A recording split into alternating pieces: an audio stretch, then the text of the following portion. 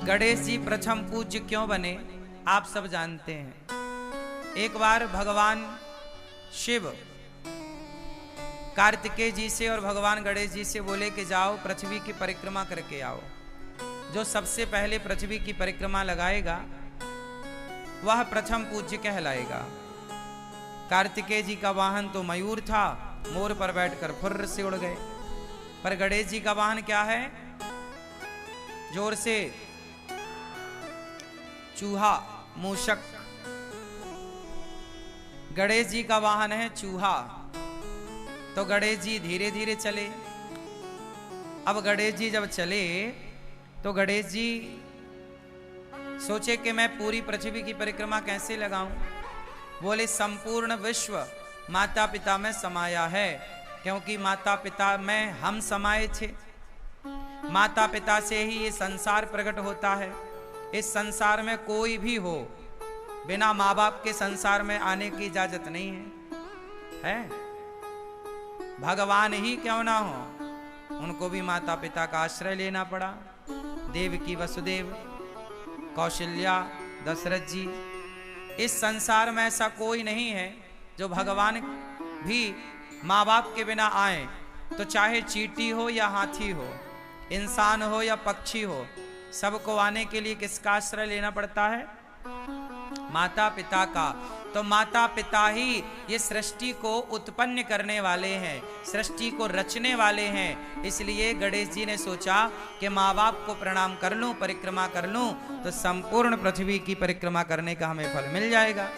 गणेश जी ने माँ बाप की परिक्रमा लगाई, और जैसे माँ बाप की परिक्रमा लगाई, पूरी पृथ्वी की परिक्रमा लगाकर कार्तिकेय जी आए। बोले हम तो देखो पहले परिक्रमा लगा के आ गए, अब हमारी प्रथम पूजा होनी चाहिए। शंकर जी बोले आपने प्रथम परिक्रमा नहीं लगाई विश्व की, तो किसने लगा दी? बोले गणेश जी ने। कैसे लगाई? बोले इन्होंने हमारी परिक्रमा लगाई, पार्वती और शिव की। शिव पार्वती की एक परिक्रमा लगा ली तो पूरे ब्रह्मांड की परिक्रमा लगाने का उन्हें फल मिल गया। कार्तिकेय जी को गुस्सा आई और क्रोध में आकर कार्तिकेय जी ने एक छोटा सा प्रहार कर दिया गणेश जी के ऊपर।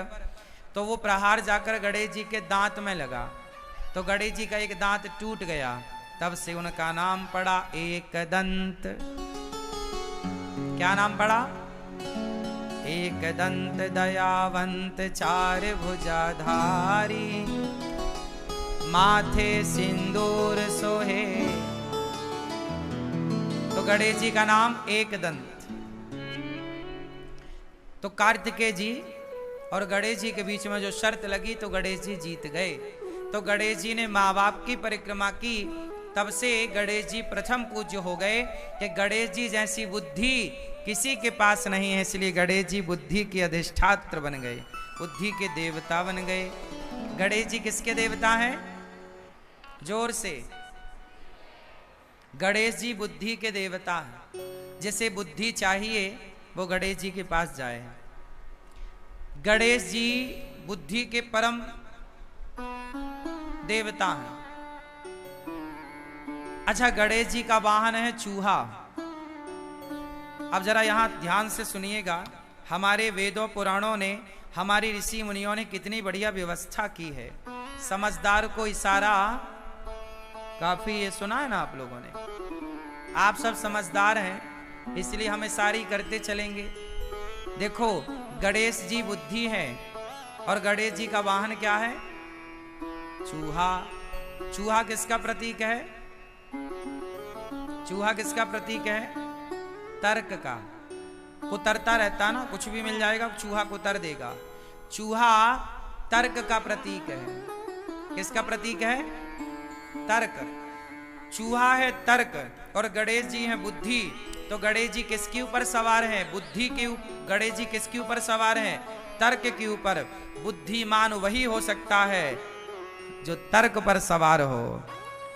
तर्कमय बुद्धि श्रेष्ठ है। जो विद्वान होगा वह तर्क जरूर करेगा, तार्किक होगा।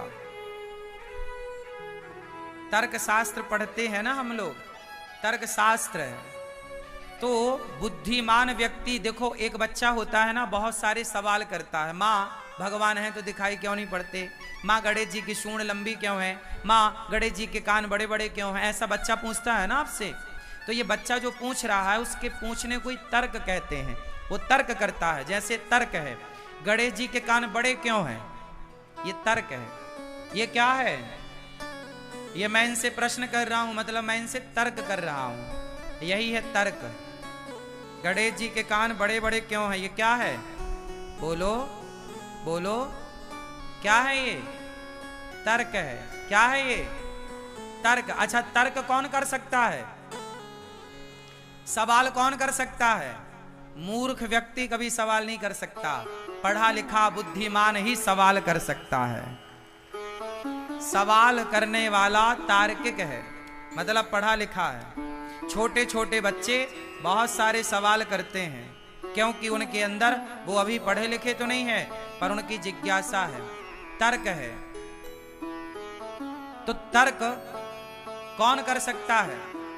बुद्धिमान व्यक्ति। एक बच्चा वो होता है जो अपने टीचर से बहुत सारे सवाल करता है। सर जी समझ में नहीं आया, ऐसा क्यों हुआ? ये ऐसा है तो ऐसा क्यों हुआ? वैसा है तो वैसा क्यों? जो बच्चा बहुत सारे सवाल करता है मतलब वो बुद्धिमान होगा। और जो बच्चा मास्टर से कुछ नहीं पूछता वो एक नंबर का बुद्धू होगा। बात सही है कि गलत है? जो ज्यादा सवाल करेगा वो कौन होगा? जोर से, बुद्धिमान। तो गणेश जी किस पर बैठे हैं? तर्क पर। गणेश जी बुद्धि हैं और सवार तर्क पर हैं। बुद्धिमान हमेशा तर्क करता है। ये गणेश जी का चूहे पर बैठने के पीछे का साइंस है, विज्ञान है। गणेश जी के कान बड़े बड़े होने के पीछे का विज्ञान बताओ आप। गणेश जी के कान बड़े बड़े क्यों हैं? ना बताओगे? गुस्सा हो क्या? गणेश जी के कान बड़े हैं इसलिए आपको मैसेज दे रहे हैं कि भैया ज्यादा से ज्यादा सुनो, ज्यादा से ज्यादा सुनो। ज्यादा, यदि आप ज्यादा सुनने लग जाएंगे अपने माता की, पिता की, सास की, ससुर की, पति की, पत्नी की, तो आप कभी झगड़े में उलझेंगे ही नहीं। जो ज्यादा सुनता है वो झगड़े में नहीं उलझता। जो कम सुनने वाले होते हैं, बोले मैं आपकी क्यों सुनूं, जो कहते हैं मैं आपकी क्यों सुनूं, वो झगड़ा जरूर करेगा। और जो सुन लेता है, सुन लो ना, माँ की, पिता की, पत्नी की, पति की, सुन लो। गणेश जी के कान, गणेश जी के कान, तो बताओ गणेश जी के कान बड़े क्यों हैं? आपको ज्यादा से ज्यादा सुनना है। आप लोग कम सुनते हो ना, इसलिए झगड़ा होता है। पर गणेश जी क्या मैसेज दे रहे हैं? ज्यादा सुनो। अच्छा, गणेश जी का मुंह दिखाई पड़ता है आपको? क्यों? गणेश जी के दर्शन करके बताओ, गणेश जी का मुंह दिख रहा है? हाँ या ना? हाँ या ना? हाँ या ना? जोर से। गणेश जी का मुंह नहीं दिख रहा है। गणेश जी के मुंह अंदर है, सूंड ऊपर है। सूंड दिख रही है, मुंह दिख नहीं रहा है। मुंह भीतर की तरफ होता है। गणेश जी के कान बड़े हैं और मुंह अंदर है, मतलब दिख नहीं रहा है। मतलब गणेश जी का मैसेज है कि मुंह को छिपा के रखो, मतलब बोलो कम, सुनो ज्यादा। कान बड़े रखो, मुंह को छिपा के रखो, बोलना। जो लोग कम बोलते हैं वो सुखी होते हैं। जो दिन भर बोलते हैं, ज्यादा बोलते हैं, बकवास करते हैं, वो किसी ना किसी उलझन में उलझते ही उलझते हैं। सही है? सारा झगड़ा कहां से होता है? मुंह से। महाभारत कहां से हुआ? द्रौपदी के मुंह से धोखे से निकल गया कि अंधों के अंधे होते हैं, दुर्योधन के लिए। अवश्य निकल गया, दुर्योधन ने बात पकड़ ली और फिर दुर्योधन ने बोला इसके कपड़े उतार दो। तो महाभारत धनुष बाण से तो बाद में हुआ, पहले कहां से हुआ? मुंह से ही हुआ। तुमने कहा कि अंधा है, अंधों के अंधे होते हैं, द्रौपदी ने कहा। तो दुर्योधन बोला मैं बदला लूंगा, इसने मुझे अंधा कहा, मैं इसके कपड़े उतारूंगा। भरी सभा में द्रौपदी को नग्न करने के लिए, निर्वस्त्र करने के लिए दुशासन पकड़ के ले आया और भरी सभा में द्रौपदी को निर्वस्त्र करने का प्रयास किया। अब आप समझो कि सारा झगड़ा कहां से हुआ? बोलो, मुंह से हुआ। इसलिए कहता हूं, गणेश जी की तरह मुंह को छिपा के रखो, मतलब कम बोलो, कानों को थोड़ा बड़ा करो ताकि ज्यादा से ज्यादा आपको सुनने का अभ्यास हो। ज्यादा सुनो, कम बोलो। चलो, गणेश जी का पेट बड़ा है, बताओ क्यों? आप बताओ, गणेश जी का पेट बड़ा क्यों है? बताओ मेरी मां। ज्यादा खाते हैं? नहीं, गणेश जी ज्यादा नहीं खाते। गणेश जी एकदम फिट हैं, पर पेट बड़ा के पीछे एक मैसेज है। गणेश जी का पेट बड़ा इसलिए है, समाज को समझाना चाहते हैं कि भैया परिवार की बातों को पेट में ही रखा करो, पचा लिया करो, परिवार की बातों को बाहर ना उगला करो। आप लोग जरा घर में झंझट होती है ना तो जाके पड़ोसन के घर रो लेती हो, सास ने ऐसा कह दिया, फलाने ने ऐसा कह दिया।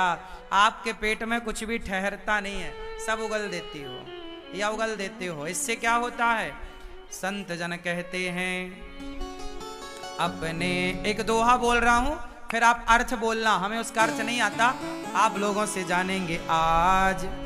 अपने अपने घरन का दुख ना कहियो रोई, सुन इठले हैं लोग सब, बांट न ले हैं कोई। अपने अपने घरन का दुख ना कहियो रोई, सुन इठले हैं लोग सब, बांट न ले हैं खोए। आप सब अपने घर का दुख किसी से मत कहो, क्योंकि दुनिया सुनती है आपके संग रो रो कर, और आपका दुख रो रो कर दुनिया सुन लेगी। आपके जाने के बाद हंस हंस कर लोग बताते हैं कि देखो इसके घर ऐसा हो गया, इसका पति ऐसा है, इसकी पत्नी ऐसी है, इसका परिवार ऐसा है, इसका बेटा ऐसा है। इसलिए अपने घर की बातें कभी कितना भी अपना हो मत बताओ, पचाओ। इसलिए गणेश जी का पेट बड़ा, कुछ बातें पेट में, हर चीज बताने की नहीं। समझ में आई क्या? बोलो हाँ कि ना। बैठ जाओ अब मेरी मां अच्छे से। अच्छा, गणेश जी खाते क्या हैं ज्यादा? जोर से, क्या? लड़ुअन को भोग लगे। काय का भोग लगे?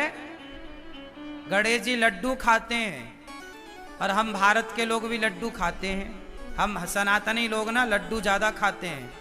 हमारे यहाँ मकर संक्रांति आती है तो लड्डू बनते हैं, गणेश उत्सव आता है तो मोदक बनते हैं। महाराष्ट्र में मोदक एक प्रकार का लड्डू ही होता है, पर लड्डू की बड़ी परंपरा है हमारे भारत में। क्यों? भारत में अनेक क्षेत्र में अनेक प्रकार के लड्डू बनाए जाते हैं।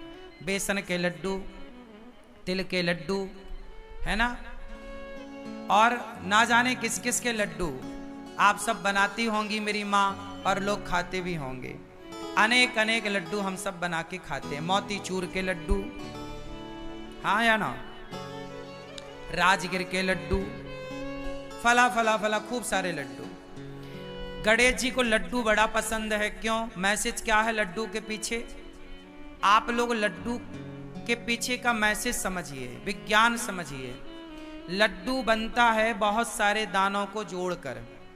जैसे तिल का लड्डू बनाना है तो ढेर सारी तिल लेनी पड़ेगी और सारे तिल के दाने को जोड़ना पड़ेगा। जब जोड़ के एक कर दोगे तो लड्डू तैयार। एक दाने को दूसरे दाने से जोड़ा जाता है। बोलो हाँ। दाने को दाने से जोड़ दो, लड्डू तैयार। यही है लड्डू। कि जैसे एक दाने को दूसरे दाने से अनेक दानों को जोड़कर एक कर दिया जाए, उसी प्रकार परिवार में 10 लोग हो या 20 लोग हो, गांव में 50 लोग हो या 1000 लोग हो, लड्डू की तरह संगठित होना चाहिए। लड्डू की तरह बोलो। जैसे लड्डू बहुत सारे दानों को जोड़कर एक होता है, ऐसे आपको एक रहना चाहिए। यदि आप सनातनी एक होते तो हमारा भारत कभी गुलाम ना होता। गुलाम हुआ ही इसलिए कि तुम विभाजित हो गए, जातवाद में बट गए, ऊंच नीच में बट गए, छोटे बड़े में बट गए, अमीरी गरीबी में बट गए। यदि बटे ना होते तो क्या मजाल मुगलों की और अंग्रेजों की कि तुम्हारे देश पर आक्रमण करते और जीतते। आते, चलो आते तो तुम संगठित होते तो पछाड़ देते, पर तुम हार गए क्योंकि तुम बिखर गए। लड्डू यदि बिखर गया, दाने दाने अलग हो गए, तो वो लड्डू कहाँ रहा? लड्डू तो तब तक है जब तक वो एक है, जुड़ा है, संगठित है। बस यही है। गणेश जी लड्डू खा के आपको कहते हैं कि मेरे भारतवासियों, मेरे सनातनियों, गणेश को मानने वाला प्रत्येक व्यक्ति सुन ले कि गणेश की पूजा करते हो तो लड्डू की तरह, लड्डू जैसे दाने को दाने से जोड़ के रखता है, आप भी सारे गणेश के पुजारी जुड़ के रहिए, सनातनी संगठित रहिए उस लड्डू की तरह। और लड्डू में मिठास भी होती है। संगठित तो रहना है पर आपस के रिश्तों में मिठास हो। क्या हो? रिश्तों में क्या हो? परिवार संगठित रहे लड्डू की तरह और मिठास, मीठे मिठास से भरा रहे।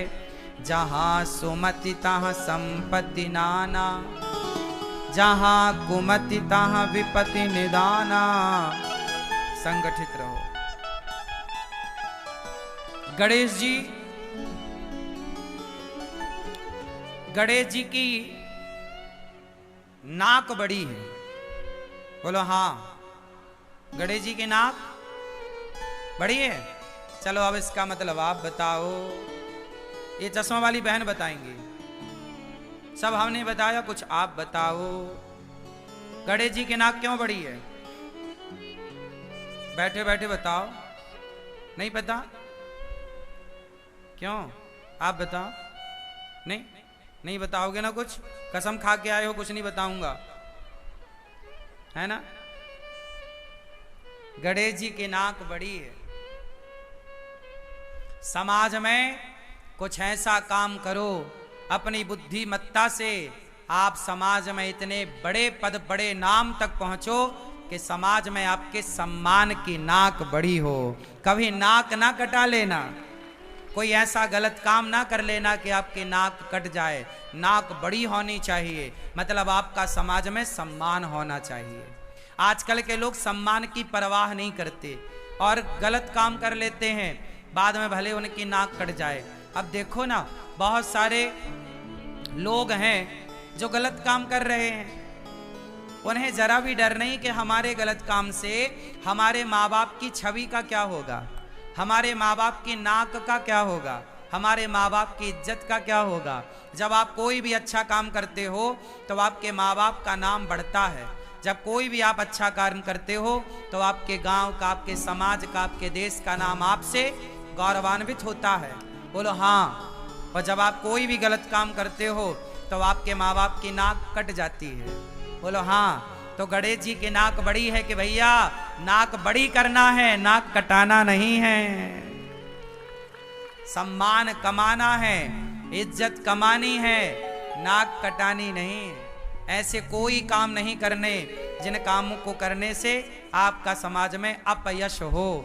सदा वही काम करो ईमानदारी से जिससे आपका समाज में यश स्थापित हो। यही कार्य करना चाहिए। बोलिए गणपति बप्पा गणेश भगवान की जय।